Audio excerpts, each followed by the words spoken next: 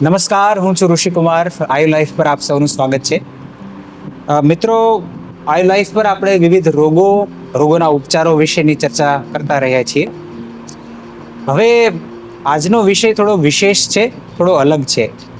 રોગો અને રોગોના ઉપચારો વિશેની વાત જે છે આની અંદર વણાઈ જાય છે, પરંતુ એક ખાસ એવા શાસ્ત્રો અને આપણા વૈદિક સાયન્સના એવા વિષયો જેનો પ્રભાવ આપણા જીવન પર ધીમે ધીમે ઓછો થઈ ગયો છે, અને એના પ્રભાવ ઓછો થવાના કારણે આપણે આજે ઘણા બીમાર છીએ, ઘણા બધા રોગોથી ગ્રસ્ત થયા છીએ. એવા બે શાસ્ત્રો, જ્યોતિષ અને વાસ્તુ, તો એના વિશે આજે આપણે ચર્ચા કરવાના છીએ. કારણ કે આપણે એના પ્રભાવમાં રહ્યા નથી, એના કારણે આજે ઘણા બધા દુઃખી છીએ.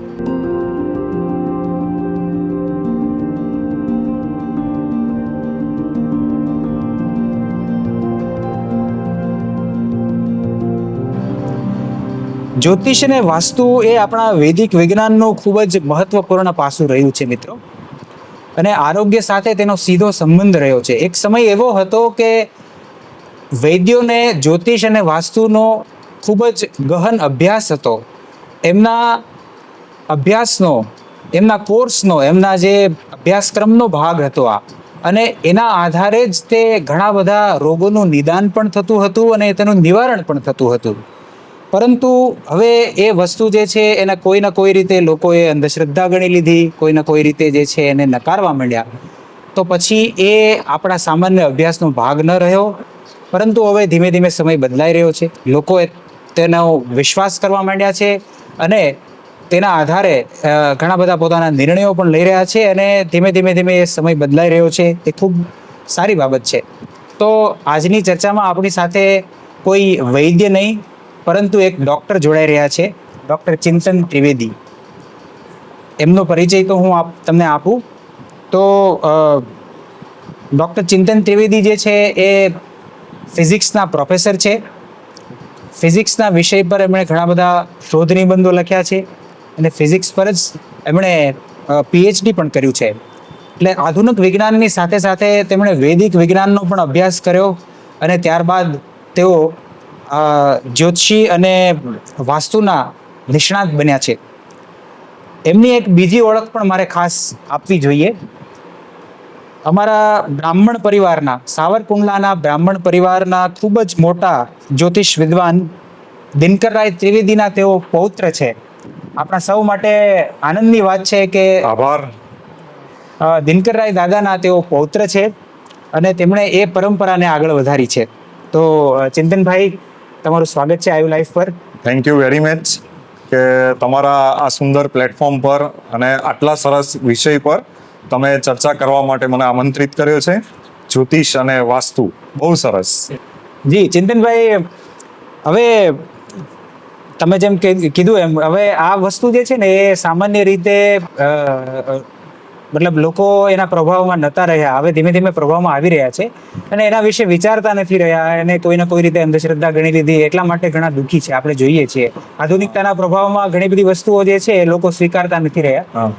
તો સૌથી પહેલા તો અમે એ જ સમજવા માંગીએ છીએ, કારણ કે અમે આરોગ્ય વિશેની વાત કરીએ છીએ. તમારી પાસે તો બધા જ પ્રકારના ક્લાયન્ટ્સ આવતા હશે, તો ખાસ કરીને આરોગ્ય પર જ્યોતિષ અને વાસ્તુનો શું પ્રભાવ છે એ તમે અમને સમજાવો. જો આમ તો ખરેખર જ્યોતિષ અને વાસ્તુ જે છે જી એ આરોગ્ય સાથે સંકળાયેલું જ છે.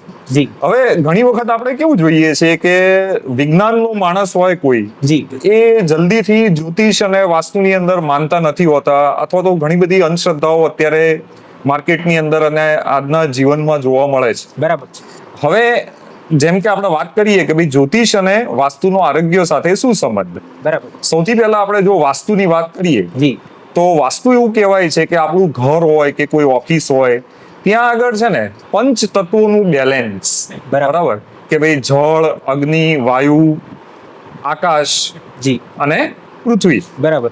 આ પંચ તત્વોનું બેલેન્સ હોય તમારા ઘરની અંદર કે ઓફિસની અંદર, બરાબર. તો વાસ્તુનું પરફેક્ટ બેલેન્સ કહેવામાં આવે છે. બરાબર. અને આ પંચ તત્વો સાથે આપણા જે જૂના વિદ્વાનો હતા જી એ બધાએ પર્ટિક્યુલર જુદી જુદી દિશાની અંદર એક ગ્રહ નિર્ધારિત કરેલા છે. બરાબર. જેમ કે ઉત્તર દિશા જે છે, જી. બરાબર, ઉત્તર દિશા સાથે બુધ ગ્રહને સાંકળેલો છે. બરાબર. પછી નોર્થ ઈસ્ટ કહેવાય છે, ઈશાન કોણ જે કહેવાય છે, એની સાથે ગુરુ ગ્રહને સાંકળેલો છે. બરાબર. બરાબર. દક્ષિણ દિશા છે ત્યાં મંગળ ગ્રહને સાંકળેલો છે. બરાબર. એવી રીતે પશ્ચિમ દિશા છે ત્યાં આપણે શનિદેવ, શનિ ગ્રહ જે આવે છે એની સાથે સંકળાયેલો છે. બરાબર. બરાબર. તો આ રીતે જ્યોતિષમાં આપણે શું કહીએ છીએ કે ભાઈ 9 ગ્રહો છે. બરાબર. બરાબર. એ 9 ગ્રહોની અસર આપણા આખા જીવન ઉપર રહે છે.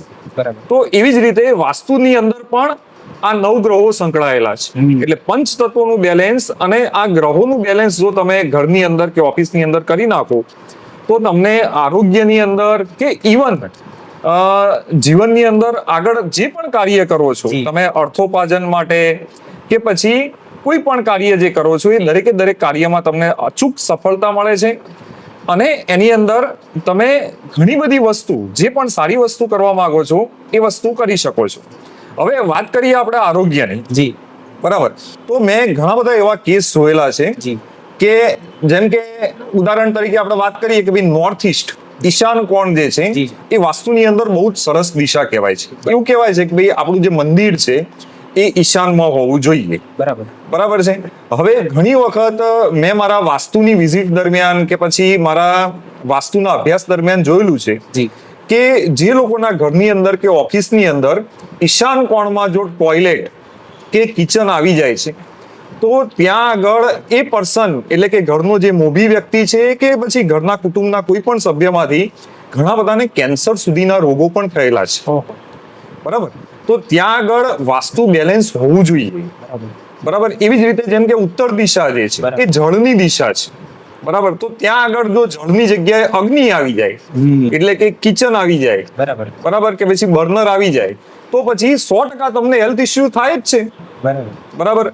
તો કેન્સર જે છે અથવા તો ડાયાબિટીસ સુધીના ઇશ્યુઝ પણ આવેલા છે બરાબર. કે જેને ઈશાન કોણમાં કિચન હોય. બરાબર.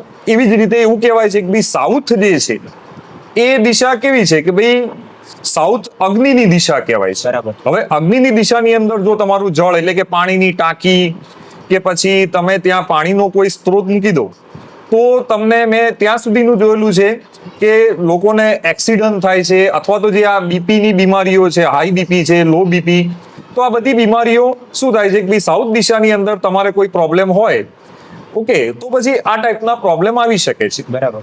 તો તમારા પ્રશ્ન પ્રમાણે કે જ્યોતિષ અને વાસ્તુ જે છે એ આપણી જીવન સાથે સંકળાયેલી વસ્તુ છે, આપણા આરોગ્ય સાથે સંકળાયેલી વસ્તુ છે.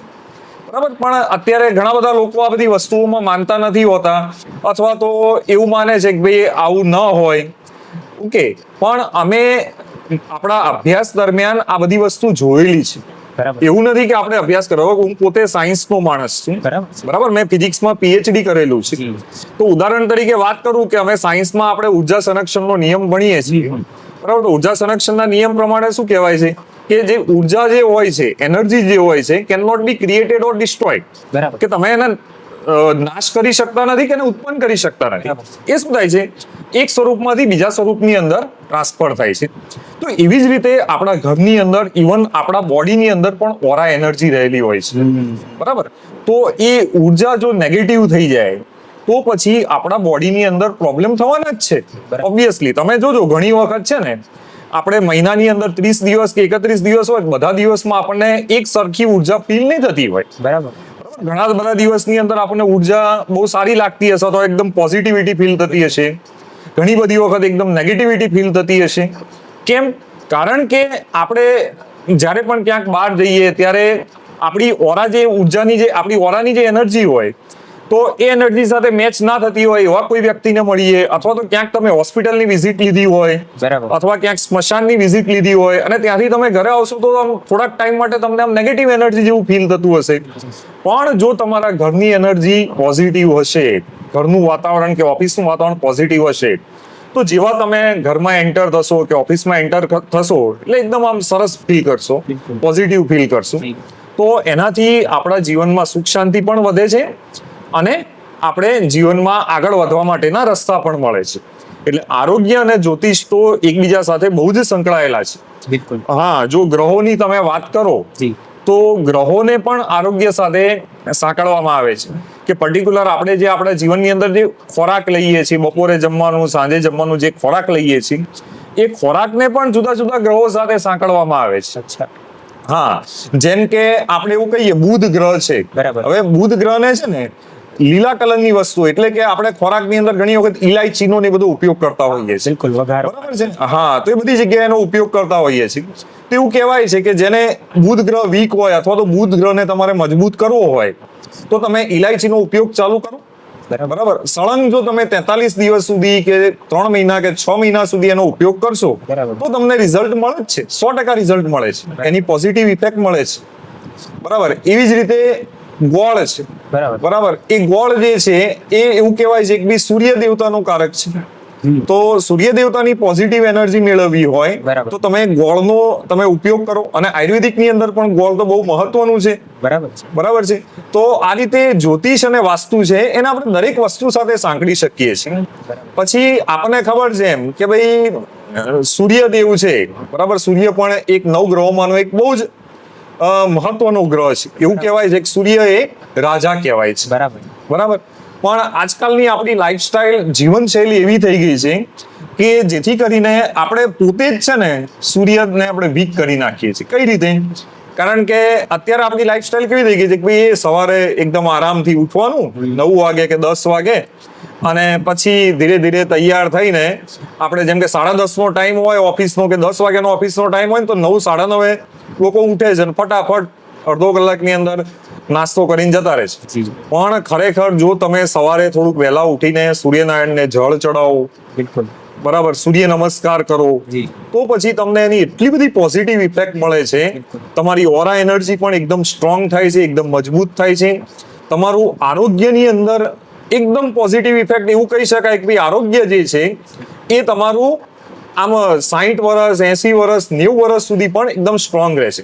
એનું બહુ જ મહત્વનું ઉદાહરણ આપણે નરેન્દ્ર મોદીજી, જી. બરાબર, આપણા જે વડાપ્રધાન શ્રી છે, તમને એની દિનચર્યા તમે જુઓ. બિલકુલ. બરાબર. રોજ સવારે સૂર્ય નમસ્કાર, પ્રાણાયામ, યોગા, આ બધી જ વસ્તુ છે. તો અત્યારે 75-80 વર્ષની ઉંમરની અંદર પણ તમને એમના ચહેરા પર એક પ્રકારનું તેજ જોવા મળશે. બરાબર. તો આ રીતે આપણા શરીર ઉપર કે પછી રૂટીન લાઈફની અંદર ગ્રહોની ઇફેક્ટ 100% થાય છે. બરાબર. અને હું પોતે સાયન્સ સાથે સંકળાયેલો છું અને મેં પોતે અનુભવેલું છે. અને અનુભવીને પછી ઘણા બધા કન્સલ્ટેશન કરીને હું આ વસ્તુ કહું છું. બિલકુલ. બરાબર. એટલે જે લોકો નથી માનતા હોતા, બરાબર, એ લોકોએ પણ ખરેખર એક વખત તો અનુભવ કરવો જોઈએ કે તમારી લાઈફની અંદર જો કોઈ પ્રોબ્લેમ આવે તો તમે આ વસ્તુનો જ્યોતિષ, કોઈ એક સારા જ્યોતિષ સલાહકારનું માર્ગદર્શન લઈને તમે પ્રયત્ન કરી જુઓ. બરાબર. તો તમને 100% એનો ફાયદો થાય જ છે. બિલકુલ. તમે જે ઉદાહરણ આપ્યું એની સાથે એક ઉદાહરણ મારે જોડવું છે. આપણા પરિવારના જ સભ્ય છે એટલે તમે કદાચ તમે જેની વાત કરો તો એ દર્શકોને યોગ્ય ન લાગે, પરંતુ જે મેં દિનકર રાય દાદાની વાત કરી, દિનકર રાય દાદા 95 વર્ષની ઉંમરે એમણે એમના ચહેરા પરનું તેજ, એમની એનર્જી, કોઈ પણ રોગ વિના 95 વર્ષની ઉંમર સુધી એમણે નિરોગી જીવન જીવ્યા અને ખૂબ સુખેથી એમણે દેહ છોડ્યો. એ પણ એમનું ખૂબ સારું ઉદાહરણ છે. અને જે તમે સૂર્યોપાસનાની વાત કરી, એક આપણા જીવનનો જે ભાગ હતો એ ધીમે ધીમે જે છૂટી ગયો અને એના કારણે જ આપણે ઘણા દુઃખી છીએ. ખૂબ સરસ વાત કરી ચિંતનભાઈ તમે. ખરેખર લોકોએ બીજી કોઈ વાતોના પ્રભાવમાં કે બીજી કોઈ વસ્તુઓના પ્રભાવમાં આવ્યા વિના જ્યોતિષ ખરેખર વિજ્ઞાન છે જો એ સમજવું હોય તો એનો અનુભવ કરવો પડે. મારો આગળનો પ્રશ્ન પણ એ જ છે કે અત્યારના સમય અનુસાર અને જે મોડર્ન જીવનશૈલી અને બીજી બધી જે બહારની જે વસ્તુઓનો પ્રભાવ છે એટલો બધો જીવન પર પડી ગયો છે, તો એના કારણે લોકો જ્યોતિષને વિજ્ઞાન નથી સમજતા. અને તમે તો સ્વયં અભ્યાસ કર્યો છે, એક ફિઝિક્સના પ્રોફેસર તરીકે તમે અત્યારે એક જ્યોતિષી બન્યા છો અને જ્યોતિષનું કન્સલ્ટેશન કરો છો, વાસ્તુનું પણ કન્સલ્ટેશન કરો છો. તો અમને એ સમજાવો કે જ્યોતિષ ખરેખર વિજ્ઞાન છે કે? બહુ સરસ પ્રશ્ન છે તમારો. ખરેખર જ્યોતિષ એ વિજ્ઞાન છે. એક ઉદાહરણ તો મેં હમણાં તમને આપ્યું કે પેલું ઉર્જા સંરક્ષણના નિયમ વાળું. બરાબર. હવે શું કહેવાય છે કે જ્યોતિષ છે ને એ એક ઓકલ્ટ સાયન્સ જે કહેવાય છે જી. એનો એક ભાગ છે. બરાબર. હવે ઓકલ્ટ સાયન્સ, ઓકલ્ટ જે વિજ્ઞાન જે છે જી. એની અંદર ઘણી બધી શાખાઓ છે. બરાબર. જેમ કે જ્યોતિષ છે, અંકશાસ્ત્ર, ન્યુમેરોલોજી છે, જી. વાસ્તુ છે, એનર્જી હિલિંગ છે, ઉર્જા શાસ્ત્ર છે. બરાબર. આ બધી જ વસ્તુ છે. હવે જ્યોતિષને આપણે વિજ્ઞાન કેમ ન માનવું? કારણ કે શું છે કે આપણે જ્યોતિષની અંદર શું કરીએ છીએ કે જેમ કે કોઈ પણ એક વ્યક્તિનો જન્મ થાય, બર્થ થાય, બરાબર. તો એ બર્થનો સમય નોટ ડાઉન કરીએ છીએ. તો એ સમય ઉપર આપણા અવકાશની અંદર જે પણ ગ્રહો છે એ પર્ટિક્યુલર કોઈ એક નક્ષત્રની અંદર ગોઠવાયેલા હોય છે. એ ગ્રહોનું ગોચર જે છે એ જુદી જુદી રાશિઓની અંદર થયેલું હોય છે. બરાબર. એ પ્રમાણે આપણી આખી કુંડલી બને છે. બરાબર. બરાબર. તો આ જે અવકાશ છે, નક્ષત્ર છે, આ જે ગ્રહો છે, એ બધાનો અભ્યાસ ઓલરેડી આપણે વિજ્ઞાનમાં ભણીએ જ છીએ. બિલકુલ. બરાબર. અને પછી જે આપણી જે આ કુંડલી બને છે, હવે કુંડલીની અંદર જે ગ્રહોનું પ્લેસમેન્ટ છે, જી. એ પ્લેસમેન્ટ નક્ષત્રોને આધારે અને ગ્રહોને આધારે આપણું આખું જીવન ચાલે છે. બિલકુલ. બરાબર.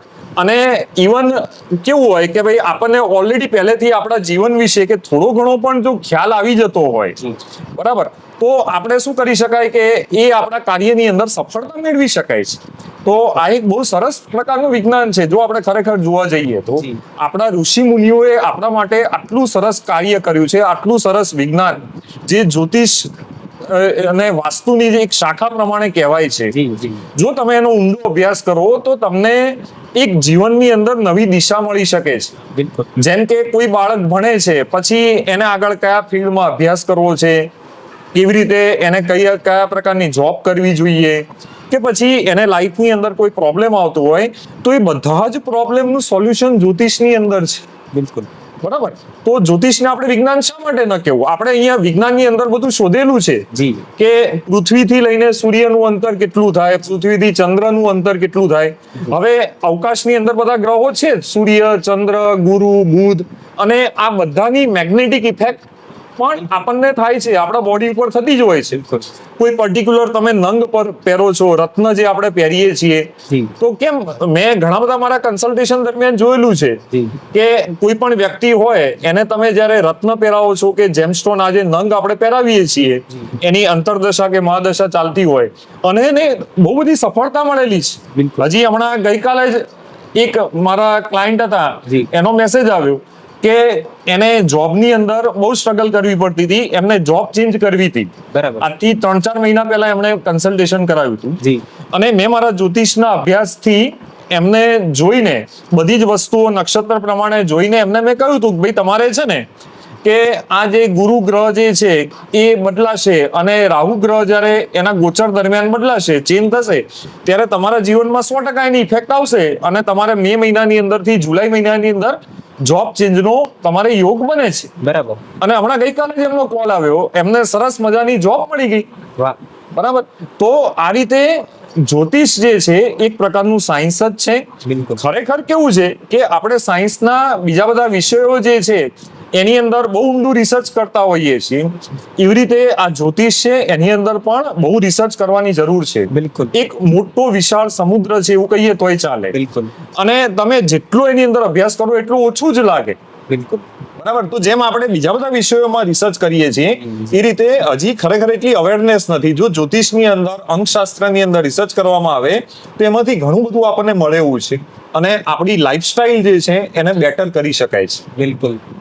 એટલે ખાસ તમે જે વાત કરીને એના આધારે મને યાદ આવે છે કે રિસર્ચના ક્ષેત્રમાં જ્યોતિષ અને વાસ્તુ જે છે એની અંદર ઘણો બધો સ્કોપ છે. એટલે કોઈ પણ વાત જે છે, કોઈ પણ વિષય જે છે, એના પર ભારતીયો કરતા બહારના લોકો જ્યારે વધારે અભ્યાસ કરે, વધારે શોધપત્રો એના જે છે, રિસર્ચ પેપર્સ એ કોઈ સારી જર્નલ્સમાં પ્રકાશિત થાય, ત્યાર પછી આપણે એને માનવા લાગીએ છીએ. પરંતુ આપણે જ એને જે મોડર્ન પરિપ્રેક્ષ્ય છે એના આધારે જો અભ્યાસ કરીએ અને એના આધારે લોકોના જીવન પર જે પ્રભાવ છે એ જો આપણે સમજીએ તો એ ખરેખર સાબિત કરવાની જરૂર નથી. તમે પોતે એક વખત અનુભવ કરી શકશો. તમારી પાસે તો ઘણા બધા ક્લાયન્ટ્સ આવ્યા છે. હવે એ જ દિશામાં મને એક મોટો પ્રશ્ન થતો હતો. તમે જે હમણાં વાત કરી કે તમારા જે ક્લાયન્ટ હતા એમણે મે થી જુલાઈની વચ્ચે એમના જીવનમાં કોઈ યોગ બનતો હતો. તો હવે આની સાથે એક ખૂબ મહત્વની વાત જે છે, કર્મનો સિદ્ધાંત જે છે એના વિશેની વાત જે છે ને એને આની સાથે સાંકળીને મને એક પ્રશ્ન થતો હતો, અને એ બહુ તથ્યપૂર્ણ વાત છે. એને કેવી રીતે માનવી એના વિશે તમે સમજાવો કે જો કોઈ માણસ છે કર્મના સિદ્ધાંત અનુસાર ખૂબ સંઘર્ષ કરે તો એને કર્મનું ફળ તો મળવું જોઈએ. અને આપણે કર્મનો સિદ્ધાંત જે છે ભગવાન શ્રી કૃષ્ણએ જે ભગવદ્ ગીતામાં કીધું છે તો એ પ્રમાણે સંઘર્ષ કરનારા માણસને એનું ફળ મળે જ છે. પરંતુ ઘણી વખત એવું બને છે કે સંઘર્ષ ઘણો બધો થાય, માણસ જે છે એ સંઘર્ષ કરતા કરતા થાકી જાય અને તો પણ એનું ફળ નથી મળતું, અને એના કારણે પછી એ સ્ટ્રેસમાં આવી જતો હોય છે. તો એવું કહી શકાય કે બધું જ જો જ્યોતિષ પ્રમાણે તમારા ભાગ્યમાં લખેલું જ છે તો પછી કર્મનો સિદ્ધાંત શું કામનો? ઘણી વખત ઘણા માણસને ખૂબ સહેલાઈથી બધું મળી જતું હોય છે.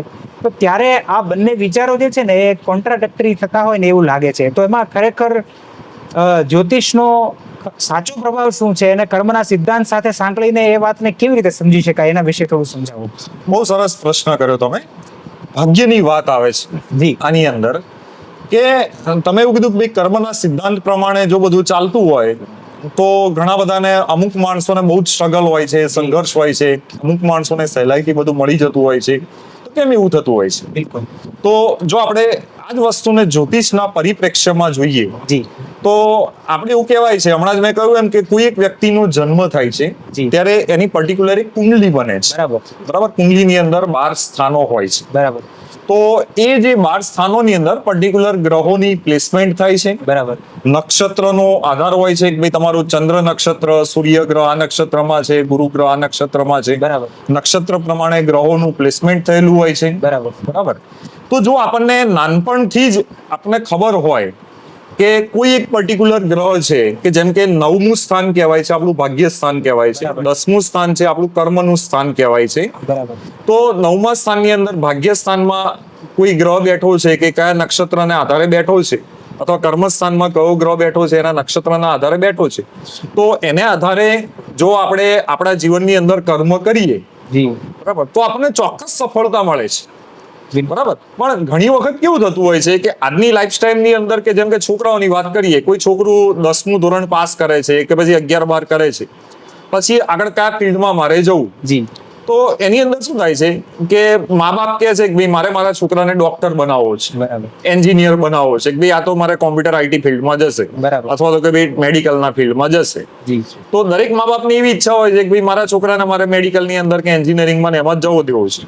પણ ખરેખર એની કુંડલીની આધારે એવું હોય કે ભાઈ 10મા સ્થાનની અંદર શુક્ર ગ્રહ છે, અથવા 9મા સ્થાનની અંદર શુક્ર ગ્રહ પર્ટિક્યુલર એના કોઈ સારા નક્ષત્રની અંદર ગોઠવાયેલો છે. બરાબર. બરાબર. અને એને એના માટે જે લાયક ફિલ્ડ જે છે, એના માટે જે સારું ફિલ્ડ છે એ આર્ટનું ફિલ્ડ છે. બરાબર. બરાબર. ક્રિએટિવ આર્ટિસ્ટનું ફિલ્ડ છે, પેઇન્ટિંગ, ડ્રોઈંગ કે ક્રિએટિવ ફિલ્ડમાં ખરેખર એના માટે બહુ સારું છે, અને ત્યાં આગળ એને સારી એનર્જી મળે એમ છે. બરાબર. પણ એની જગ્યાએ જો તમે એને ફોર્સફુલી મેડિકલની અંદર કે એન્જિનિયરિંગ ફિલ્ડમાં એ જાય છે તો ઓબ્વિયસલી કે એને લાઈફ ટાઈમ સ્ટ્રગલ રહેવાનો જ છે, એને સંઘર્ષ રહેવાનો જ છે. બિલકુલ. બરાબર.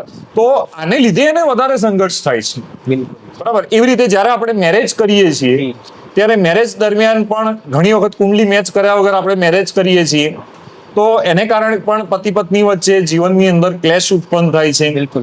બરાબર. અને ક્લેશને કારણે છૂટાછેડા સુધીના પણ પ્રશ્નો ઉદ્ભવતા હોય છે. જી. જી. બરાબર. પણ જો તમે એક પર્ટિક્યુલર કુંડલી મેચ કરીને તમે મેરેજ કરો છો, જી.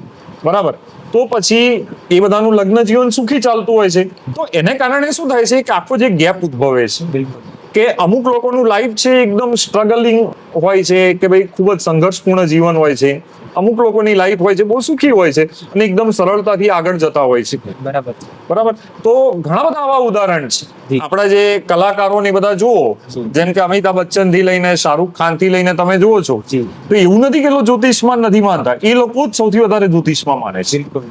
બરાબર. તમે શાહરૂખ ખાન જે છે એની ગાડીનો કોઈ નંબર જોજો, હંમેશા એના ગાડી નંબરની અંદર 5 નંબર હશે જ, 555 નંબર. ગમે તે એની ગાડીનો નંબર જુઓ, એનો ઘરનો નંબર જુઓ, તો એ દરેક જગ્યાએ 5 નંબરનો ઉપયોગ કરે છે. કેમ? કારણ કે 5 નંબરની એનર્જી એની લાઈફ સાથે સંકળાયેલી છે, અને એને કારણે એને સક્સેસ પણ મળે છે. ઘણા બધા નામની અંદર ચેન્જ કરે છે, બરાબર, પોતાનું નામ હોય તો એ નામની અંદર અંકશાસ્ત્ર પ્રમાણે ચેન્જ કરતા હોય છે. તો એ નામની અંદર ચેન્જ કરે છે ને એ પછી એમને સફળતા પણ મળેલી છે. બિલકુલ. બરાબર. તો આની અંદર કેવું હોય છે કે ભાઈ સંઘર્ષપૂર્ણ જીવન આપણે પોતે બનાવીએ છીએ. બરાબર, આપણી લાઈફસ્ટાઈલને કારણે કે પછી આ બધી વસ્તુમાં આપણે નથી માનતા એને કારણે. અને બીજી વસ્તુ શું છે કે જ્યોતિષ જે છે એવું નથી કે તમારે એકદમ અંધશ્રદ્ધામાં માનવું એમ, પણ જ્યોતિષની અંદર રેમેડીઝ પણ કેવી હોય છે, જે ઉપાયો જે બતાવવામાં આવે છે. બરાબર, જેમ કે હું વૈદિક જ્યોતિષની વાત કરું, હું પોતે વૈદિક જ્યોતિષથી બધા ઉપાયો આપતો હોઉં છું. જી. તો એ પણ કેવી હોય છે કે ભાઈ શિવલિંગ, આપણે ભગવાન શિવ છે ઉદાહરણ તરીકે વાત કરીએ કે કોઈને ચંદ્ર વીક હોય કે ભાઈ ચંદ્રની કોઈ રેમેડીઝ કરવાની હોય તો શિવલિંગ પર તમે જળ ચડાવો અથવા તો શિવલિંગ પર દૂધ ચડાવો. તો શિવલિંગ પર જળ ચડાવો, શિવલિંગ પર દૂધ ચડાવશો તો ફાયદો તો આપણને થવાનો જ છે. ઓલરેડી આપણે ભગવાનને તો માનીએ છીએ ને. બિલકુલ. બરાબર, તો ભગવાનની આરાધના કરીશું તો આપણને ઓલરેડી ફાયદો થવાનો જ છે, એની પોઝિટિવિટી આપણામાં આવવાની જ છે. બિલકુલ. તો બંને રીતે ફાયદો થશે. તમારો એ ગ્રહ પણ મજબૂત થશે અને તમે સ્પિરિચ્યુઆલિટી તરફ થોડાક આગળ વધશો. બિલકુલ. તો આપણી લાઈફની અંદર સ્પિરિચ્યુઆલિટી ખૂબ જ જરૂરી છે. બિલકુલ. જેટલા તમે સ્પિરિચ્યુઅલ રહેશો એટલો તમને 100% ફાયદો થાય છે. ઘણી વખત તમે જોજો કે આકસ્મિક સંજોગોની અંદર છે ને આપણને ખૂબ જ તકલીફ હોય અથવા ખૂબ જ સંઘર્ષપૂર્ણ જીવન હોય અને ક્યારેક આકસ્મિક હેલ્પ મળી જતી હોય છે. બરાબર, પૈસાની જરૂર હોય અને ઘણી વખત એની જાતે જ ક્યાંક પૈસાની વ્યવસ્થા થઈ જતી હોય અથવા કોઈ આપણને મિત્ર કે કોઈ સગા સંબંધી દ્વારા અચાનક પૈસાની વ્યવસ્થા થઈ જતી હોય. તો એ કેમ થાય છે? એ જ્યારે પણ આપણે આપણા જીવનની અંદર એવું કોઈ સારું કાર્ય કર્યું હશે તો ડાયરેક્ટ એની ઇફેક્ટ જે છે એ આપણને ક્યારે જોવા મળે ને એ આપણે ખબર પણ નથી હોતી અને એની જાતે આપણને એની ઇફેક્ટ જોવા મળે છે. કર્મના ખાતામાં એ જે ફળ છે એ આપણું જમા થયેલું છે, હા, 100%. પછી આપણને ફાયદો. હા, એટલે કર્મનું ફળ ક્યારેક ને ક્યારેક તો મળે જ છે. બિલકુલ. બરાબર. ખૂબ સરસ વાત કરી. એટલે જ્યોતિષને આપણે કર્મ સાથે સાંકળીએ તો જ્યોતિષ અનુસાર આપણે કઈ દિશામાં કર્મ કરવાનું છે એનું માર્ગદર્શન આપણને મળે છે. બરાબર ને? હા, 100%. તો પછી એ આપણને દિશા મળી જાય અને એ દિશા અનુસાર જો આપણે કર્મ કરીએ તો આપણને ચોક્કસ ફળ મળવા. ફાયદો મળે છે. પરંતુ દિશા કોઈ બીજી છે અને આપણે વિરુદ્ધ દિશામાં જો કર્મ કરવા જશું તો આપણું કર્મ જે છે એ વધારે સંઘર્ષપૂર્ણ થશે. એટલે આપણે તો સ્વાસ્થ્ય સાથેની વાતથી શરૂઆત કરી હતી, પરંતુ આ કર્મફળનો સિદ્ધાંત જે છે એ મને પણ થતો હતો. એટલે ખૂબ સરસ તમે સમજાવ્યું ચિંતનભાઈ. અને જે દિશામાં આપણે જવું જોઈએ અને એની વિરુદ્ધ દિશામાં જો આપણે જઈએ તો એ વસ્તુ આપણને ફળ નહીં મળે, તો આપણને વધારે સ્ટ્રેસ થશે, આપણું સંઘર્ષપૂર્ણ જીવન બનશે. તો પછી એ આગળ જતા આપણા સ્વાસ્થ્ય ઉપર, આપણા હેલ્થ ઉપર પણ એની અસર થશે જ. અને જેમ આધ્યાત્મિકતાની વાત પણ કરી અને સૂર્યોપાસનાની કે કોઈ પણ ઉપાસનાની વાત જે કરી એ આપણા સહજ જીવનનો ભાગ હતો.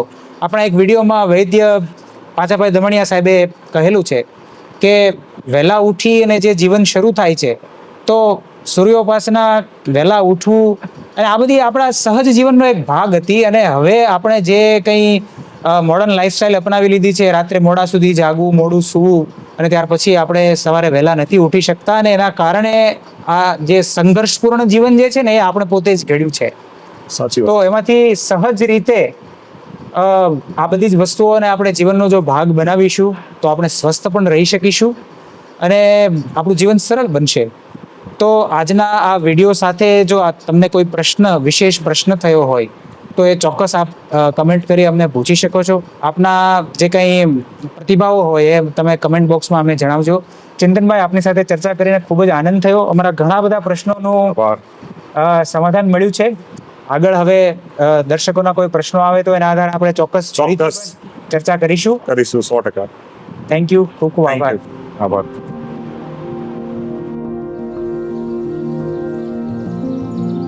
મિત્રો, અહીં સુધી આ વિડીયો જોવા બદલ આપનો ખૂબ ખૂબ આભાર. જો મિત્રો આ સંવાદ, આ વાતો આપને સુયોગ્ય લાગી હોય તો વિડીયોને લાઈક કરશો અને અમારી ચેનલને અચૂક સબસ્ક્રાઇબ કરશો. આપના માટે તો એ બિલકુલ ફ્રી છે, પરંતુ એ અમારા ઉત્સાહને વધારશે. આ વિડીયોને આપના મિત્રો તથા સ્વજનો સુધી શેર કરશો. ધન્યવાદ.